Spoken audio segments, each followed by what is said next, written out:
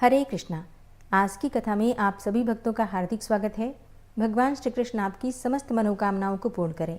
आज है 2 जून 2026, दिन है मंगलवार और आज आप सुनेंगे पुरुषोत्तम मास की कथा का 17वां अध्याय।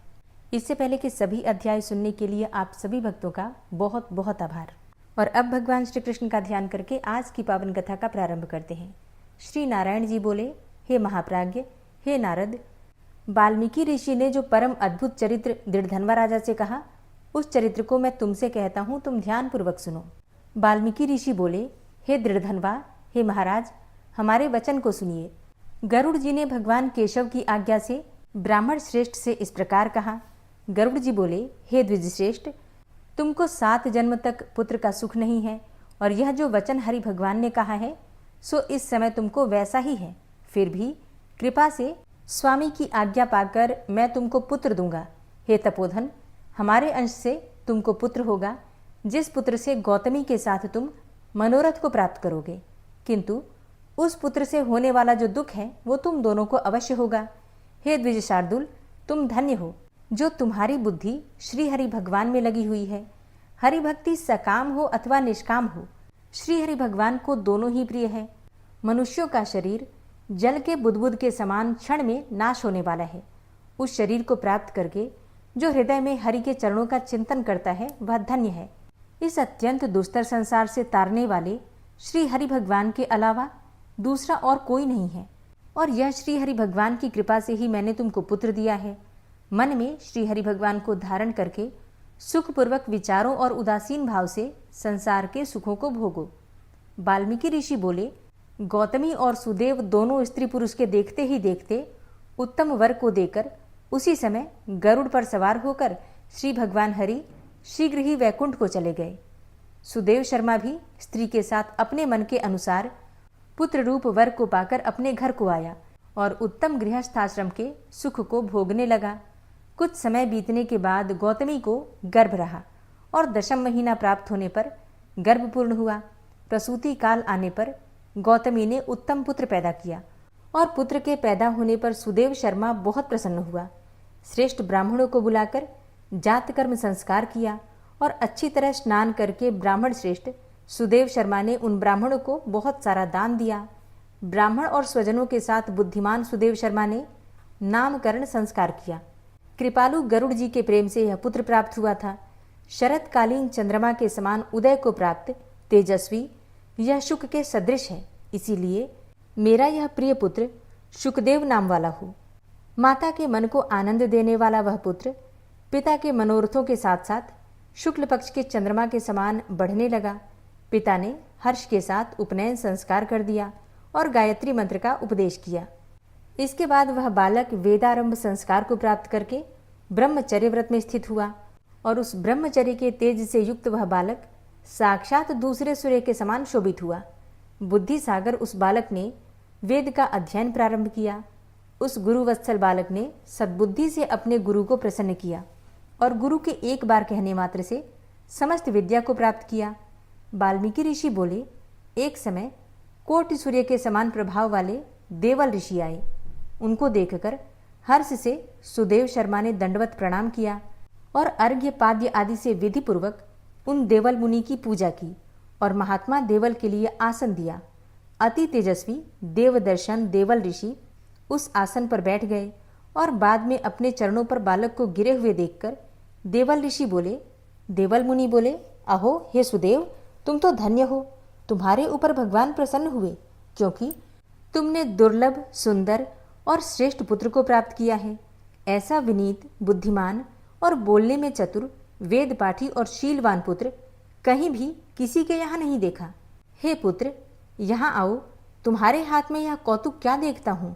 सुंदर छत्र, 2 चामर, यवरेखा के साथ कमल, जानू तक लटकने वाले हाथी के सूंड के समान ये तुम्हारे हाथ, कान तक फैले हुए विशाल लाल नेत्र, शरीर गोल आकार का, त्रिबुली से युक्त पेट है। इस प्रकार उस बालक के विषय में कहकर उस ब्राह्मण को उत्कंठित देखकर देवल ऋषि फिर बोले, अहो हे सुदेव, यह तुम्हारा लड़का तो गुणों का समुद्र है। कंधा और कोख का संधि स्थान गूढ़ है, शंख के समान उतार चढ़ाव युक्त गला वाला, चिक्कड़ टेढ़े सिर के बाल वाला, ऊंची छाती, लंबी गर्दन, बराबर कान, बैल के समान कंधा, इस तरह समस्त लक्षणों से युक्त यह पुत्र श्रेष्ठ भाग्य का निधि है। लेकिन एक ही बहुत बड़ा दोष है जिससे कि यह सब व्यर्थ हो गया। इस प्रकार कहकर सिर कांपते हुए दीर्घ श्वास लेकर देवल मुनि बोले, प्रथम आयु की परीक्षा करना, बाद में लक्षणों को कहना चाहिए, क्योंकि आयु से हीन बालक के लक्षणों से क्या प्रयोजन है। हे सुदेव, यह तुम्हारा लड़का 12वें वर्ष में डूबकर मर जाएगा। इससे तुम मन में शोक नहीं करना। अवश्य होने वाला निस्संदेह होकर ही रहता है। मरणासन्न को औषध देने के समान उसकी कोई प्रतिक्रिया नहीं है। वाल्मीकि मुनि बोले।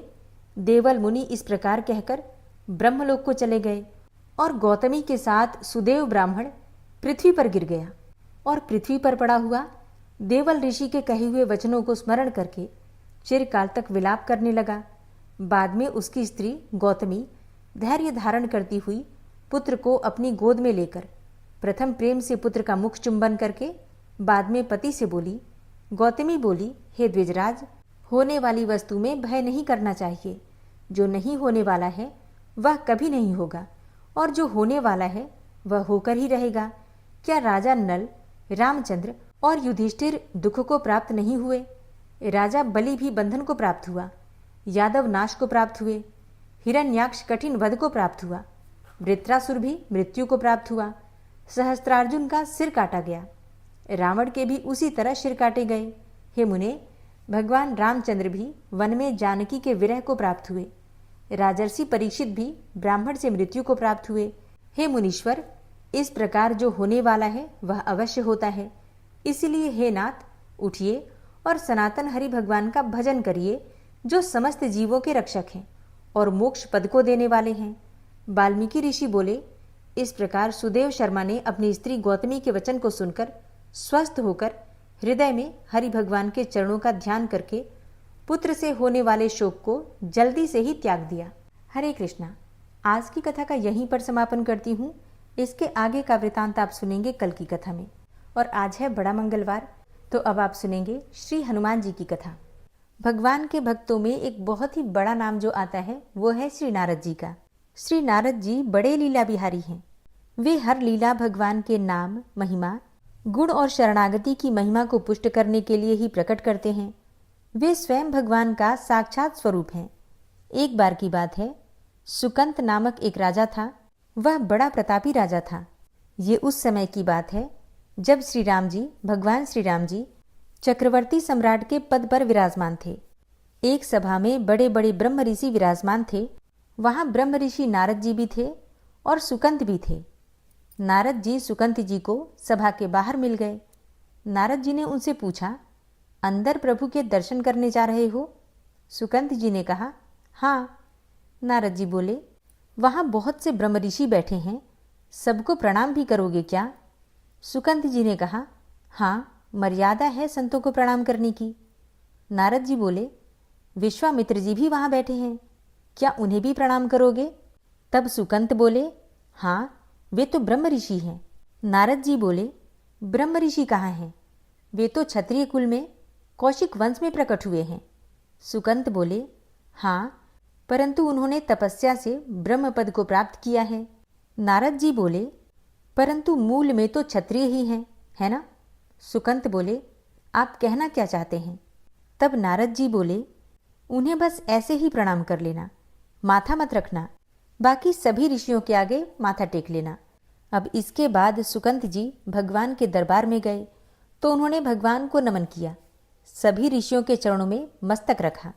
पर जब विश्वामित्र जी के पास पहुंचे तो केवल हाथ जोड़कर प्रणाम किया, लेकिन माथा नहीं रखा। विश्वामित्र जी ने तो ध्यान तक नहीं दिया। सभा पूर्ण हुई। इसके बाद नारद जी विश्वामित्र जी के पास आकर बैठे और नारद जी ने विश्वामित्र जी से पूछा, आपने कुछ देखा? विश्वामित्र जी बोले, क्या?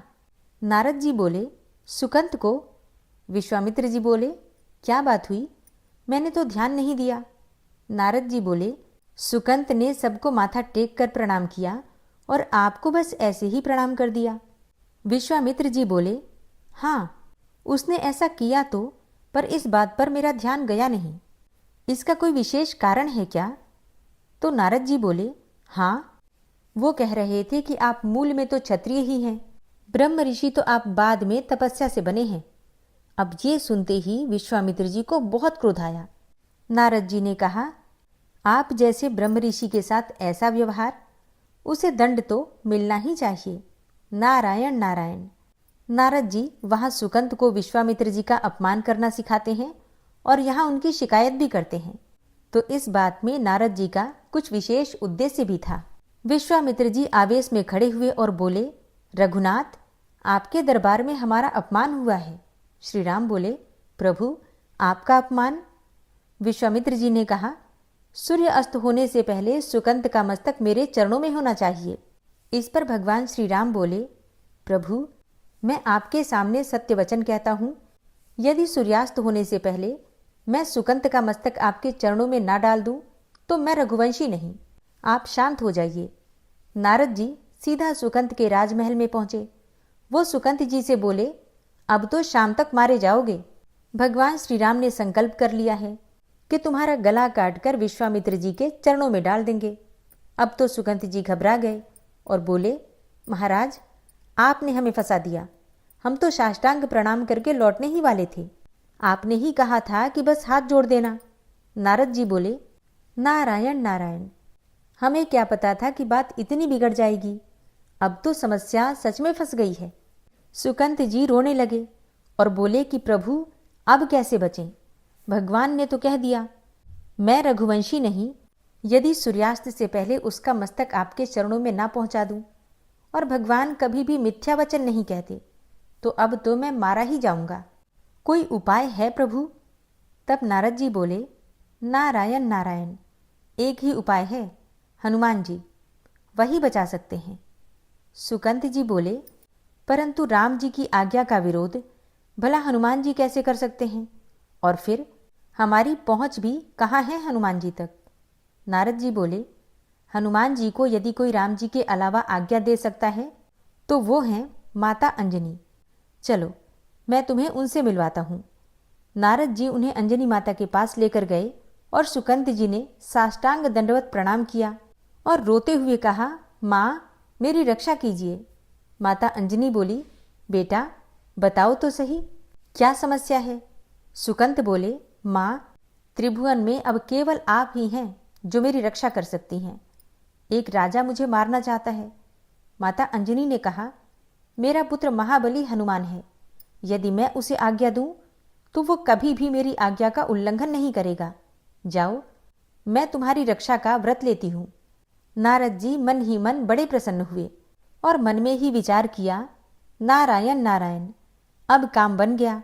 अब तो भगवान के नाम की महिमा प्रकट होगी। हनुमान जी से माता अंजनी ने कहा, बेटा, मैंने इसकी रक्षा का व्रत लिया है। हनुमान जी बोले, आपकी आज्ञा मेरे सिर आंखों पर। त्रिभुवन में कोई ऐसा पैदा ही नहीं हुआ कि मेरी माँ किसी की रक्षा का व्रत ले और वो उसे मार दे। कौन है वो राजा जो इसे मारना चाहता है? सुकंत ने हाथ जोड़कर धीरे से कहा, भगवान श्री राम। अब तो हनुमान जी सुनकर सन्न रह गए। क्या मेरे स्वामी है वो? माँ, आपने किसके विरुद्ध रक्षा का व्रत ले लिया? माँ, वे तो मेरे प्रभु हैं और उनके विरुद्ध भला मैं कैसे खड़ा हो सकता हूँ? माता अंजनी बोली, बेटा, हमने तो वचन दे दिया है, अब तो उसे निभाना होगा। अब हनुमान जी बोले, चलो, एकांत में चलो। वे सुकंत को एकांत में ले गए। संध्या का समय निकट था, सूर्यास्त होने ही वाला था। हनुमान जी बोले, बस अब एक ही उपाय है, तुझे अपनी हर श्वास में राम नाम जपना होगा और जहाँ राम नाम रुका वहीं भगवान का बाण तुझे समाप्त कर देगा। पर यदि तेरी हर श्वास में राम नाम चलता रहा तो तू बच जाएगा। तू बस सीताराम सीताराम सीताराम यही जपता रहे। अब यह क्रम कभी टूटना नहीं चाहिए। यदि बीच में जरा भी अंतर पड़ा तो प्रभु का अमोघ बाण तुझे काट देगा। अब तू चिंता मत कर, बैठ जा और नाम जप शुरू कर दे। सुकंत बैठ गए और जपने लगे, सीताराम सीताराम सीताराम। हनुमान जी महाराज ने करताल उठाई और वो भी प्रभु का नाम जपने लगे और उनके आसपास नृत्य करने लगे। उधर भगवान श्री राम ने अमोघ बाण का संधान किया। बाण छोड़ा गया और वह तीव्र वेग से चला। लेकिन जहां हनुमान जी महाराज और सुकंत नाम जप कर रहे थे, वहां पहुंचकर बाण रुक गया। उसने उन दोनों की परिक्रमा की और वापस लौट गया। अब तो भगवान श्री राम चकित रह गए। आज तक ऐसा कभी नहीं हुआ। अमोघ बाण बिना लक्ष्य को बेधे वापस कैसे आ गया? वे आश्चर्य से बोले, त्रिभुवन में ऐसा कौन है जिससे मेरा बाण टकराकर वापस लौट आया? उन्होंने लक्ष्मण जी से कहा, जहां सुकंत है वहां तुरंत जाओ। देखो वहां ऐसा क्या हो गया कि बाण ने उसका गला नहीं काटा। लक्ष्मण जी वहां पहुंचे और जो दृश्य देखा वो अद्भुत था। हनुमान जी की आंखों में आंसू थे। वे प्रेम में डूबे चारों ओर घूमते हुए नाम संकीर्तन कर रहे थे, सीताराम सीताराम सीताराम। सुकंत भी समाधि में लीन थे। लक्ष्मण जी का भी हृदय पिघल गया। वे भी वहीं बैठ गए और तालियां बजाते हुए जपने लगे, सीताराम सीताराम सीताराम। इधर भगवान श्री राम ने ध्यान किया। बाण तो वापस आ गया और अब लक्ष्मण भी वहां से नहीं लौटे और अब ना ही उनकी कोई सूचना आई है। वहां कुछ तो विशेष चल रहा है। विश्वामित्र जी ने कहा कि आपने तो संकल्प कर लिया था कि संध्या से पहले उसका शीश काट कर लाएंगे।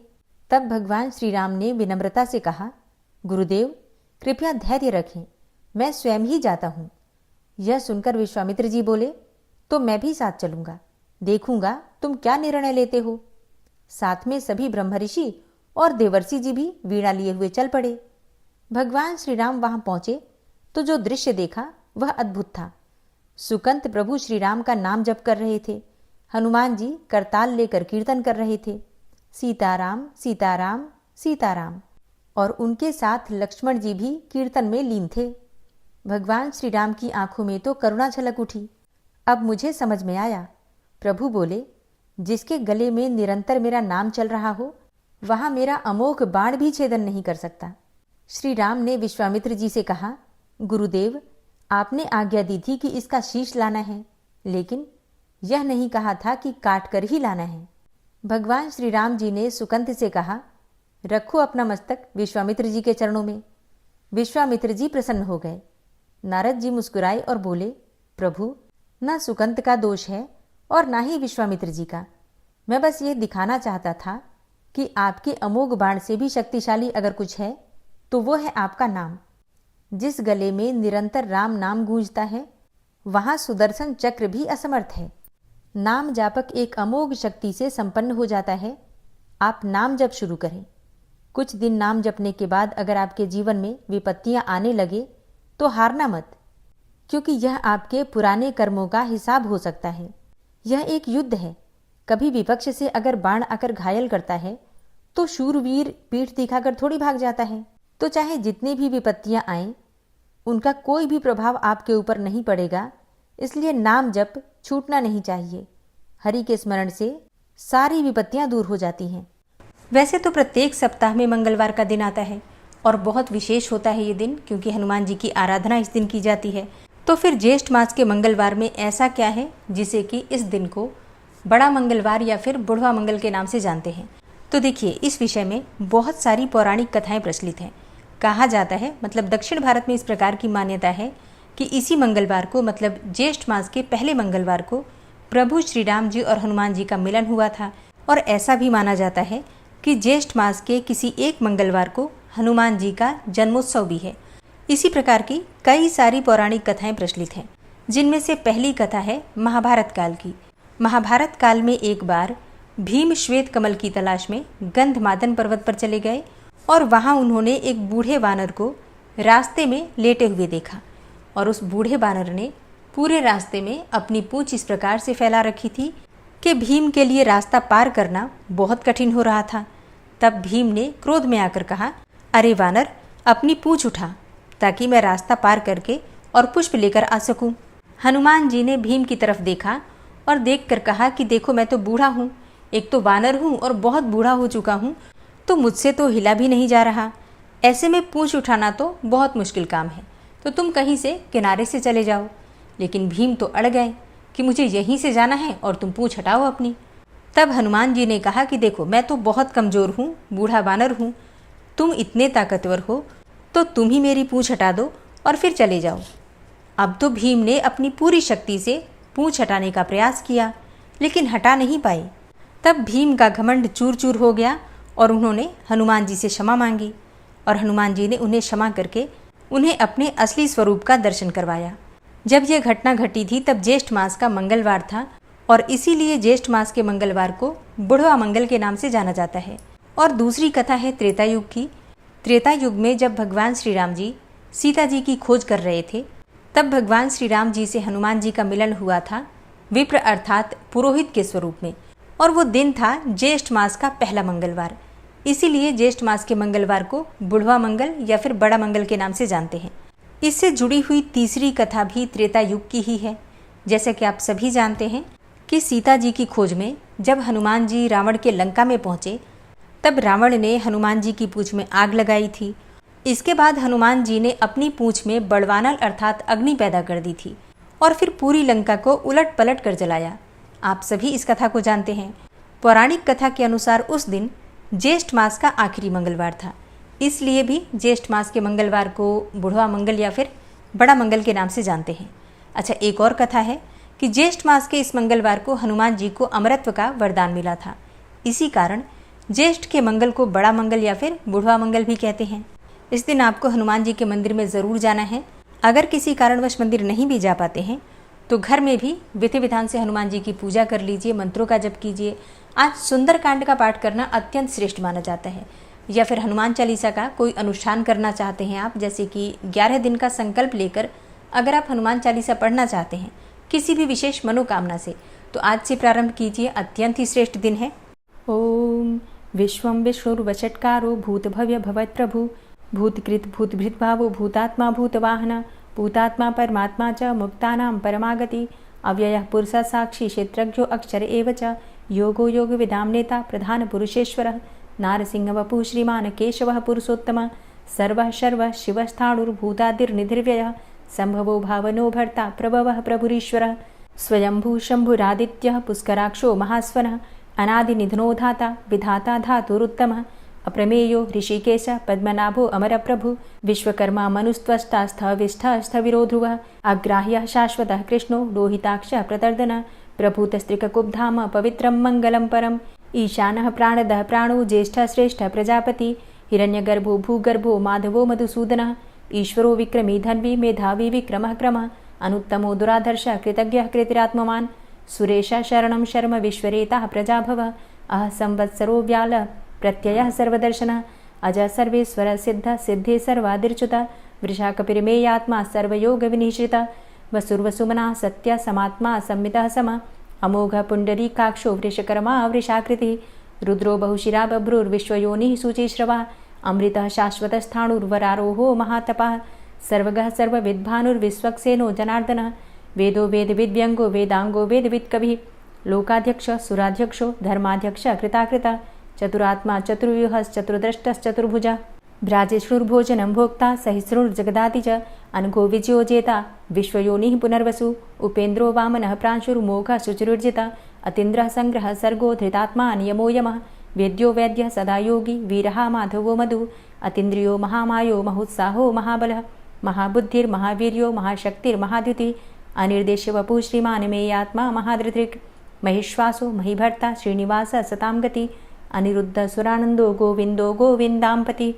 मरीचिर्दमनो हंस सुपर्णो भुजगोत्तम हिरण्यनाभ सुतपा पद्मनाभ प्रजापति अमृत्यु सर्वदिक्सिंह संधाता संधिमान स्थिर अजो दूर्मर्षण शास्ता विश्रुतात्मा सुरारिहा गुरुर्गुर्तमो धाम सत्य सत्य पराक्रम निमिषो अनिमिषो श्रग्वी वाचस्पतिरुदारधि अग्रणिर्ग्रामणी श्रीमान् न्यायो नेता समीरण सहस्रमूर्धा विश्वात्मा सहस्राक्ष सहस्रपात आवर्तनो निवृत्तात्मा संवृतः संप्रमर्दन अह संवर्तको वह निर्निलोधरणीधरः सुप्रसादः प्रसन्नात्मा विश्वदृग् विशुभुग् विभु सत्कर्ता सत्कृतः साधु जहर्नुर्नारायणो नरः असंख्येयो अप्रमेयात्मा विशिष्ट शिष्टकृच्छुवि सिद्धार्थ सिद्धसंकल्प सिद्धिदः सिद्धिसाधनः वृषाहि वृषभो विष्णुर्विष्पर्वा वृषोदरः वर्धनो वर्धमानश्च विविक्तः श्रुतिसागरः सुभुजो दूर्धरो वाग्मी महेन्द्रो वसुदो वसु नैकरूपो बृहद्रूप शिपिविष्टः प्रकाशनः ओजस्तेजो द्युतिधर प्रकाशात्मा प्रतापनः रिद्धस्पष्टाक्षरो मन्त्रश्चन्द्रांशुर्भास्करदुतिः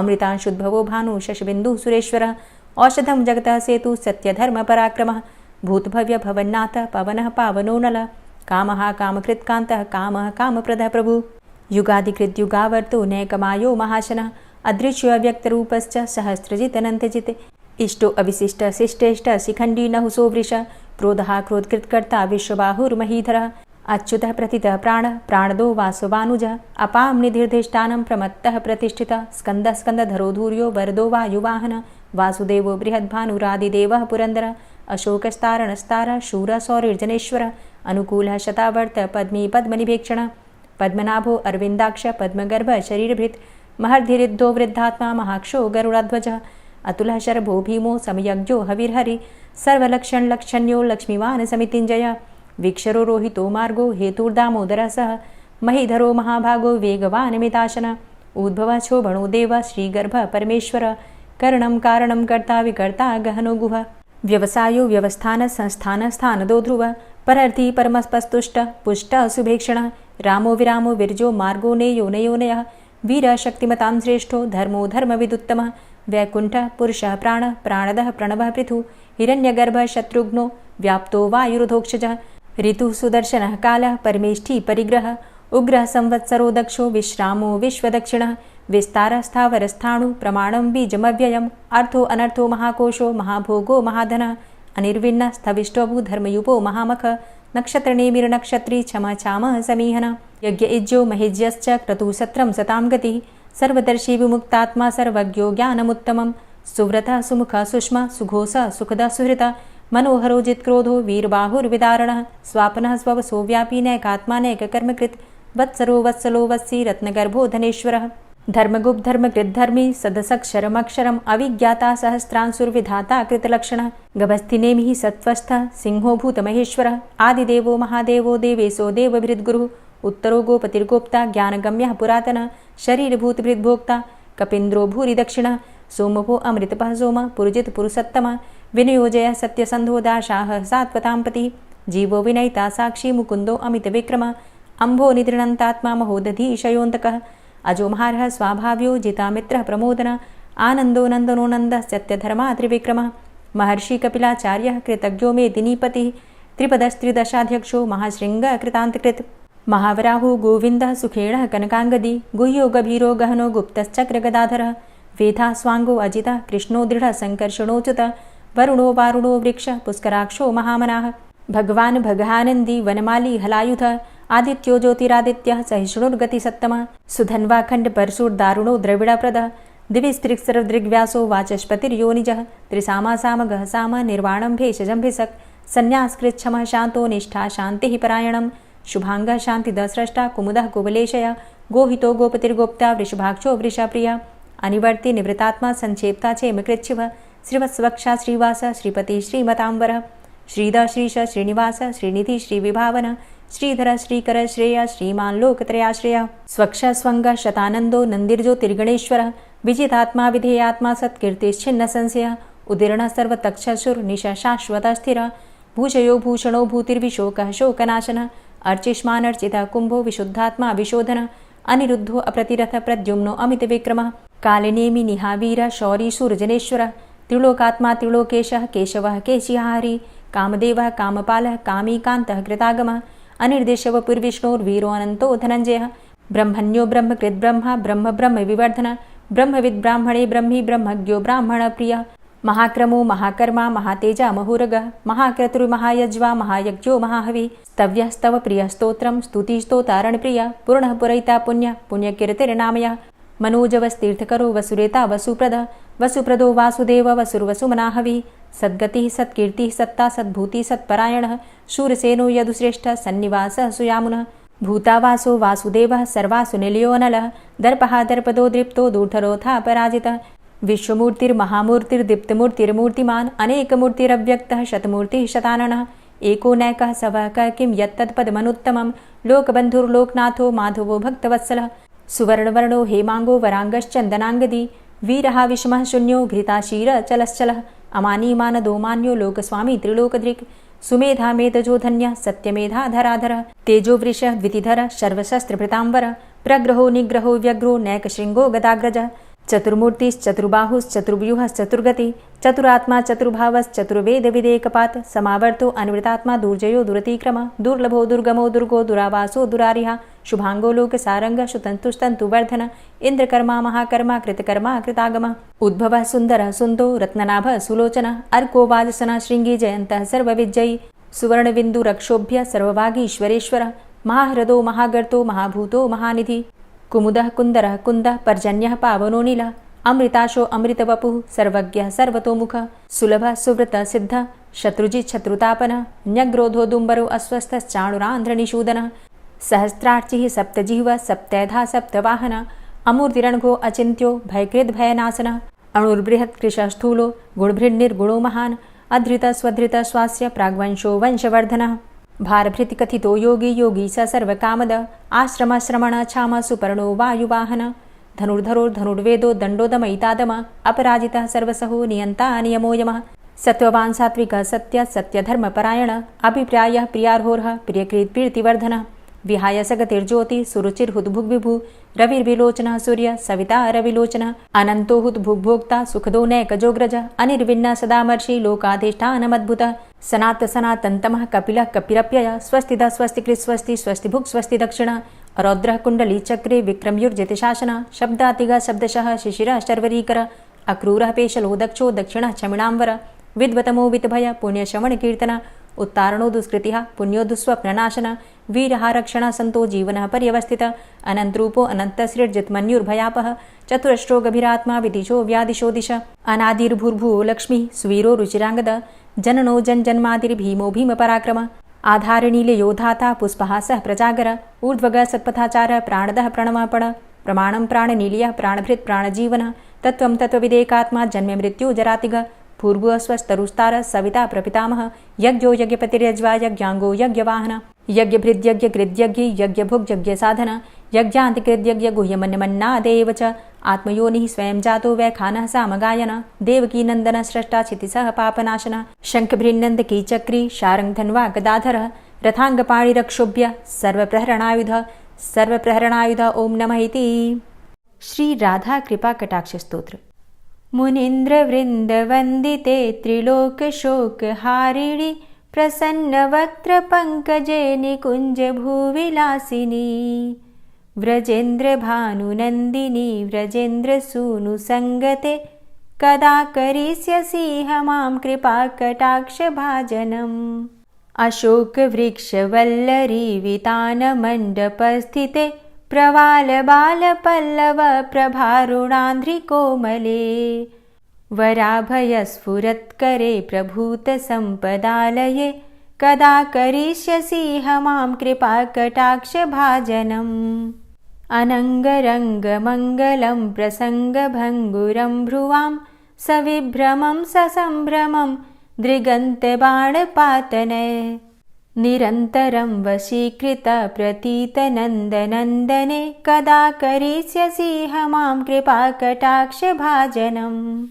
तडित्सुवर्णचम्पकप्रदीप्तगौरविग्रहे मुखप्रभापरास्तकोटिसारदेन्दुमण्डले विचित्रचित्रसञ्चरच्चकोरशावलोचने कदा करिष्यसि मां कृपाकटाक्षभाजनम् मदोन्मदादियौवने प्रमोदमानमण्डिते प्रियानुरागरञ्जिते कलाविलासपण्डिते अनन्यधन्यकुञ्जराज्यकामकेलिकोविदे कदा करिष्यसि मां कृपाकटाक्षभाजनम् अशेषहावभावधीरहीरहारभूषिते प्रभूतशातकुम्भकुम्भकुम्भिकुम्भसुस्तनि प्रशस्तमन्दहास्यचूर्णपूर्णसौख्यसागरे कदा करिष्यसि मां कृपाकटाक्षभाजनम् मृणालवालवल्लरी लताग्रलास्यलोलनीललोचनावलोकने ललल्लुलन्मिलन्मनोज्ञमुग्धमोहिनाश्रिते कदा करिष्यसि मां कृपाकटाक्षभाजनम् सुवर्णमल्लिकाञ्चितत्रिरेखकम्बुकण्ठगे त्रिसूत्रमङ्गलीगुणत्रिरत्नदीप्तिदीधिते सलोल नीलकुन्तल प्रसून गुच्छ गुम्फिते कदा करिष्यसि मां कृपाकटाक्षभाजनम् नितम्बबिम्बलम्बमान पुष्पमेखलागुणे प्रशस्तरत्नकिङ्किणीकलापमध्यमञ्जुले करीन्द्रशुण्डदण्डिकावरोहशोभगोरुके कदा करिष्यसि मां कृपाकटाक्षभाजनम् अनेकमन्त्रनादमञ्जुनूपुरारवस्खलत् समाजराजहंसवंश निक्वडाति गौरवे विलोल हेमवल्लरी विडम्बिचारुचङ्क्रमे कदा करिष्यसि मां कृपाकटाक्षभाजनम् अनन्तकोटिविष्णुलोकनम्रपद्मजार्चिते हिमाद्रिजापुलोमजा विरिञ्चिजावरप्रदे अपारसिद्धिरिद्धिदिग्धसत्पदाङ्गुलीनखे कदा करिष्यसि मां कृपाकटाक्षभाजनम् मखेश्वरी क्रियेश्वरी स्वधेश्वरी सुरेश्वरी त्रिवेदभारतीश्वरी प्रमाणशासनेश्वरी रमेश्वरी क्षमेश्वरी प्रमोदकाननेश्वरी व्रजेश्वरी व्रजाधिपे श्रीराधिके नमोऽस्तुते इतीममद्भुतं स्तवं निशम्य भानुनन्दिनी करोतु सन्ततं जनं कृपाकटाक्षभाजनम् भवेत्तदैव सञ्चित त्रिरूपकर्मनाशनं लभेत्तदा ब्रजेन्द्रसूनुमण्डलप्रवेशनम् जय जय श्री राधे, जय जय श्री राधे। और अब आप सुनेंगे श्री तुलसी चालीसा। श्री तुलसी महारानी करु विनय सिरनाय, जो मम हो संकट विकट दीजे मात नशाय। नमो नमो तुलसी महारानी, महिमा अमित न जाए बखानी। दियो विष्णु तुमको सन्माना, जग में छायो सुयस महाना। विष्णु प्रिया जय जयति भवानी, तिहु लोक की हो सुख खानी। भगवत पूजा करे जो कोई, बिना तुम्हारे सफल न होई। जिन घर तव नहीं होय निवासा, उस घर कर ही विष्णु नहीं बासा। करें सदा जो तव नित सुमिरन, तेहि के काज होय सब पूरन। कार्तिक मास महात्म तुम्हारा, ताको जानत सब संसारा। तव पूजन जो करे कुंवारी, पावे सुंदर वर सुकुमारी। करे जो पूजा नित प्रति नारी, सुख संपत्ति से होय सुखारी। वृद्धा नारी करे जो पूजन, मिले भक्ति होवे पुलकित मन। श्रद्धा से पूजे जो कोई, भवनिधि से तर जावे सोई। कथा भागवत यज्ञ करावे, तुम बिन नहीं सफलता पावे। छायो तब प्रताप जग भारी, ध्यावत तुम्हीं सकल चित धारी। तुम्ही मात यंत्रन तंत्रन में, सकल काज सिद्धि होवे क्षण में। औषधि रूप आप हो माता, सब जग में तव यश विख्याता। देव ऋषि मुनि और तपधारी, करत सदा तव जय जयकारी। वेद पुराणन तव यश गाया, महिमा अगम पार नहीं पाया। नमो नमो जय जय सुख कारणी, नमो नमो जय दुख निवारणी। नमो नमो सुख संपत्ति देनी, नमो नमो अघ काटन चेनी। नमो नमो भक्तन दुख हरणी, नमो नमो दुष्टन मद छेनी। नमो नमो भव पार उतारणी, नमो नमो परलोक सुधारणी। नमो नमो निज भक्त उबारणी, नमो नमो जन काज सवारणी। नमो नमो जय कुमति नशावनी, नमो नमो सब सुख उपजावनी। जयति जयति जय तुलसी माई, ध्याऊं तुमको शीश नवाई। निज जन जानी मोहि अपनाओ, बिगड़े कारज आप बनाओ। करूं विनय मैं मात तुम्हारी, पूर्ण आशा करहु हमारी। शरण चरण कर जोरी मनाऊं, निश दिन तेरे ही गुण गाऊं। करहु मात अब मोह पर दाया, निर्मल होए सकल मम काया। मांगू मातु यही बर दीजे, सकल मनोरथ पूर्ण कीजे। जानू नहीं कछु नेम आचारा, क्षमहु मातु अपराध हमारा। 12 मास करे जो पूजा, तासम जग में और नहीं दूजा। प्रथम ही गंगा जल मंगवावे, फिर सुंदर स्नान करावे, चंदन अक्षत पुष्प चढ़ावे, धूप दीप नैवेद्य लगावे। करे आचमन गंगा जल से, ध्यान करे हृदय निर्मल से, पाठ करे फिर चालीसा की, स्तुति करे मात तुलसा की। यह विधि पूजा करे हमेशा, ताके तन नहीं रहे कलेशा। करे मास कार्तिक का साधन, सोवे नित पवित्र हुई जाहि। है यह कथा महासुखदाई, पढ़े सुने सो भव तर जाई। यह श्री तुलसी चालीसा, पाठ करे जो कोय, गोविंद सो फल पावही, जो मन इच्छा होय। तुलसी चालीसा संपूर्ण। और अब आप सुनेंगे तुलसी महारानी की आरती। तुलसी महारानी नमो नमो, हरि की पटरानी नमो नमो। तुलसी महारानी नमो नमो, हरि की पटरानी नमो नमो। धन्य तुलसी पूर्ण तप कीनो, धन्य तुलसी पूर्ण तप कीनो। शालिग्राम की बनी पटरानी नमो नमो। तुलसी महारानी नमो नमो, हरि की पटरानी नमो नमो। जाके पत्र मंजरी कोमल, जाके पत्र मंजरी कोमल, श्रीपति कमल चरण लपटानी नमो नमो। हरि की पटरानी नमो नमो। तुलसी महारानी नमो नमो। धूप दीप नैवेद्य आरती, धूप दीप नैवेद्य आरती। पुष्पन की वर्षा बरसानी नमो नमो। हरि की पटरानी नमो नमो। तुलसा महारानी नमो नमो। 56 भोग 36 व्यंजन, 56 भोग 36 व्यंजन। बिन तुलसा हरि एक न मानी नमो नमो। तुलसी महारानी नमो नमो। हरि की पटरानी नमो नमो।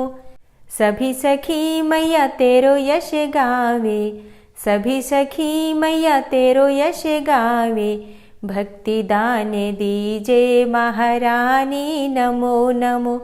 तुलसा महारानी नमो नमो। हरि की पटरानी नमो नमो। नमो नमो तुलसा महारानी, नमो नमो तुलसी महारानी। तुलसी महारानी नमो नमो। हरि की पटरानी नमो नमो। तुलसी महारानी नमो नमो। हरि की पटरानी नमो नमो। प्रेम से बोलिए तुलसी मैया की जय। कथा अच्छी लगी हो तो वीडियो को लाइक कीजिए, शेयर कीजिए और चैनल पर पहली बार आए हैं तो सब्सक्राइब करके बेल आइकन को ज़रूर प्रेस कर लीजिए ताकि आने वाली सभी वीडियोस की नोटिफिकेशन आपको सही समय पर प्राप्त हो। मिलते हैं मैं आपसे अगली वीडियो में, तब तक के लिए जय श्री राधे।